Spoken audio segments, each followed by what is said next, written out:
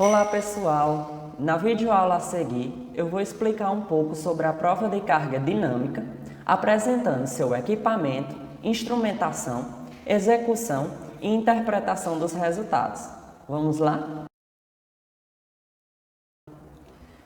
O ensaio de prova de carga dinâmica foi criado baseado no desenvolvimento do modelo numérico de Smith, que utiliza a solução da equação da onda na cravação de estacas, e que, graças ao avanço das tecnologias eletrônicas, pôde se tornar viável o registro preciso de dados de força e aceleração no topo da estaca durante o processo dessas cravações. Com esses avanços tecnológicos, um sistema portátil criado no Case Institute of Technology em Cleveland no ano de 1964 foi lançado, com o objetivo de avaliar a capacidade de carga dos solos. Esse mesmo sistema foi aperfeiçoado e atualmente consegue simular o resultado de uma prova de carga estática em uma estaca ensaiada dinamicamente. O procedimento executivo de prova de carga dinâmica é especificado pela NBR 13208. O comportamento da estaca, submetida a um carregamento dinâmico, é interpretado teoricamente com base na teoria da equação da onda, de modo a possibilitar a avaliação da capacidade de carga. O ensaio tradicional consiste na aplicação de um ciclo de impactos, normalmente com 10 golpes de energia constantes de um martelo, realizados em conjunto de amortecimento colocados sobre a estaca. A análise dos resultados é feita apenas para um carregamento, nesse caso, um impacto representativo do ensaio cíclico. O próprio bate-estacas é utilizado como equipamento principal para a aplicação do carregamento dinâmico na estaca. Um martelo, centrado e posicionado axialmente na estaca, é derrubado de uma altura de queda controlada para a aplicação do impacto. Para estimar os valores de força e deslocamento em uma seção no topo da estaca, durante a propagação da onda no fuste, são instalados transdutores de deformação específica e de aceleração, os chamados acelerômetros. Para determinar a força, é adotado o módulo de elasticidade dinâmica, que é dado por essa fórmula E igual a ρ vezes c ao quadrado, onde ρ é a massa específica da estaca e c é a velocidade da onda. Conhecendo-se o módulo de elasticidade dinâmico e a deformação medida pelo transdutor instalado na estaca, obtém-se a força na seção instrumentada. E por meio da integração da aceleração medida nos acelerômetros, são obtidos a velocidade e o deslocamento do ponto instrumentado durante o impacto. A figura ao lado mostra os transdutores de deformação e aceleração instalados dentro da estaca. Para a aquisição de registros e para o processamento dos sinais obtidos pela instrumentação, é utilizado um equipamento portátil, denominado PDA, como esse da figura. Esse aparato é capaz de calcular resultados de força máxima no impacto, o FMX, energia máxima no golpe, EMX, resistência estática mobilizada, RMX, deslocamento máximo da estaca durante o impacto, DMX, integridade da estaca, tensões máximas na estaca e eficiência do equipamento de cravação. Atenção! A verificação das tensões durante a cravação é fundamental, pois a estaca será danificada se o valor de tensão ultrapassar o seu valor de resistência estrutural.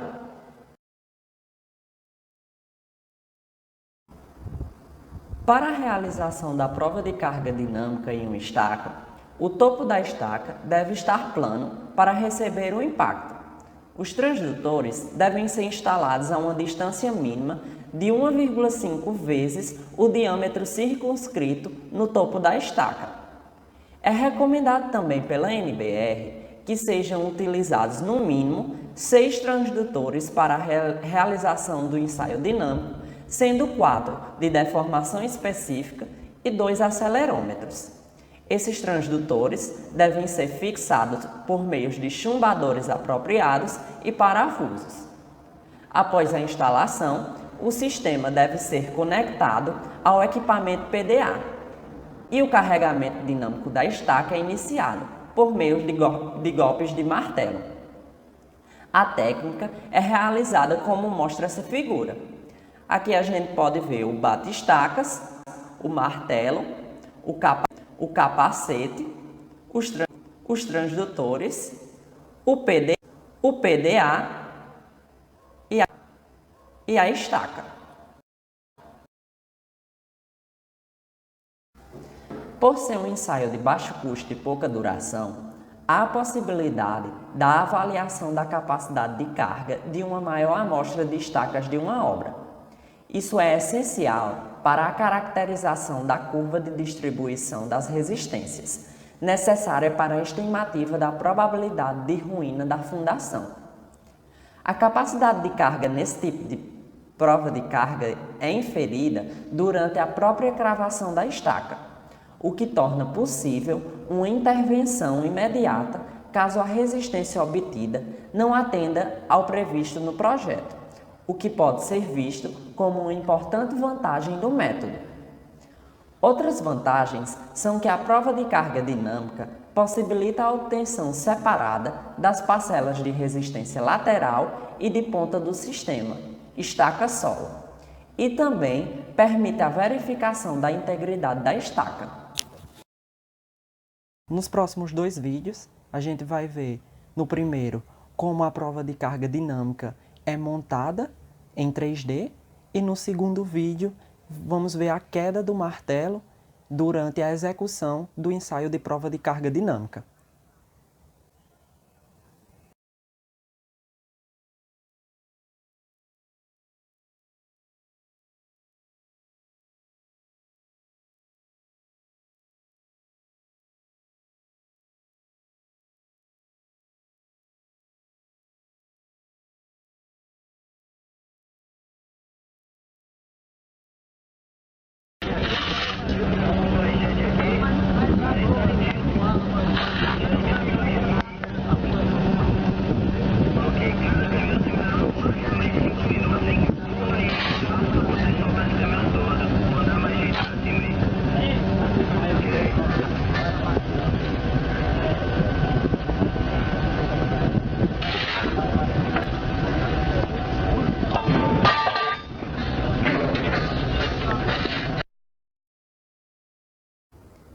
Cada vez que é oferecida resistência ao longo da estaca, a onda descendente é refletida no sentido ascendente.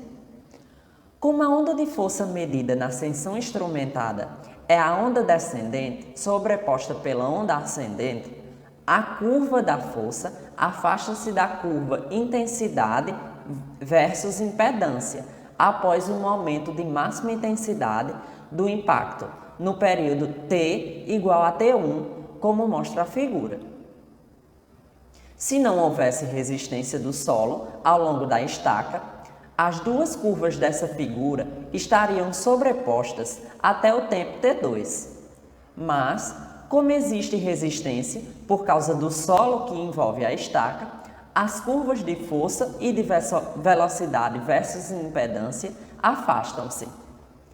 A diferença entre as duas define a resistência por atrito lateral. Após o tempo T2, entretanto, a diferença decorre também da resistência de ponta da estaca.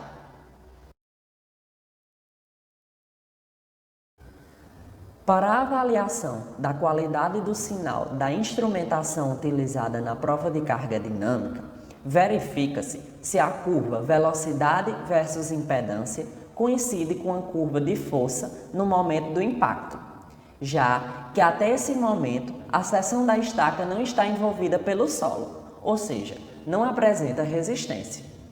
É importante frisar que, de acordo com a PDI de 2012, A superposição das ondas só é razoavelmente correta se a estaca for uniforme e elástica, se a estaca não tiver fissuras e se a onda não se alterar significativamente entre a região instrumentada e o local de máxima tensão. Os resultados obtidos na prova de carga dinâmica podem ser interpretados pela teoria da equação da onda usando-se dois métodos distintos, o método Case e o método Kaplan-Meier. O método Case foi elaborado usando-se a solução fechada da equação da onda por intermédio de correlações empíricas com resultados de provas de carga estática, possibilitando uma estimativa imediata. A resistência à penetração da estaca, RT, é estimada nesse método pela soma da resistência de ponta, RP, e por atrito lateral ao longo da estaca, RL. A resistência lateral por toda a estaca é dada pela diferença entre a curva de força e da velocidade versus impedância no sistema, como mostra o gráfico ao lado. Por meio da equação empírica, a resistência de ponta e a lateral pode ser descrita como mostra a equação abaixo, em que RT é igual a RP mais o somatório RL, que vai ser igual a 1 sobre 2, que multiplica F de T1 mais F de T2 mais meio, que multiplica Z, que multiplica V de T1 menos V de T2, em que T1 é o tempo de maior intensidade do golpe, T2 é o T1 mais 2 vezes a largura da estaca dividido pela velocidade da onda, F e V são forças e velocidades respectivas para os dois tempos já determinados, e Z é a impedância, que é igual ao módulo de elasticidade vezes a área da base da estaca dividido pela velocidade da onda.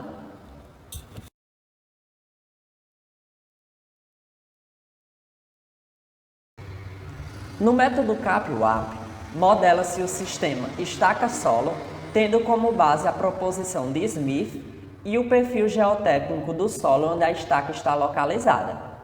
Para a modelagem, utilizando o programa de computador Kaplan-Meier, indica-se os parâmetros da estaca, já conhecidos, e os do solo, que são assumidos, e vai realizando ajustes para conseguir um resultado desejável. O resultado desse ajuste é assumido como a resistência real. Na sequência dos gráficos do slide, é exemplificado a sequência de ajuste de um sinal pelo método de Kaplan-Meier. Em 1989, a OCK apresentou um novo conceito para a prova de carga dinâmica, que é a utilização de energia crescente nos sucessivos golpes, ao invés de energia constante do ensaio tradicional. Isto é possível ao aplicar uma série de golpes do martelo de peso W, caindo de alturas H crescentes, geralmente múltiplas de 10 ou de 20 centímetros. Nesse novo conceito, pode-se obter uma série de pontos que permitem traçar uma curva semelhante à curva carga versus recalque de uma prova de carga estática, como mostra a figura da direita, o que seria impossível de determinar na prova de carga com energia constante, que se obtém apenas um ponto de uma curva de resistência, impondo então o modo de ruptura nítida. A vantagem desse ensaio com energia crescente é a obtenção da curva de resistência estática mobilizada versus o deslocamento, que pode ter possibilidades de extrapolação para a determinação da ruptura e ou a aplicação de um critério de ruptura convencional. A NBR 13208, da ABNT de 2007, aceita os dois procedimentos para a prova de carga dinâmica, o de energia constante e o de energia crescente, sem alertar para a ampla vantagem do segundo. Como referência para essa videoaula, eu utilizei esse livro, que é um livro de fundações de ensaios estáticos e dinâmicos, que tem como autores Sintra e Aoki. Muito obrigado pela atenção, pessoal, e até a próxima.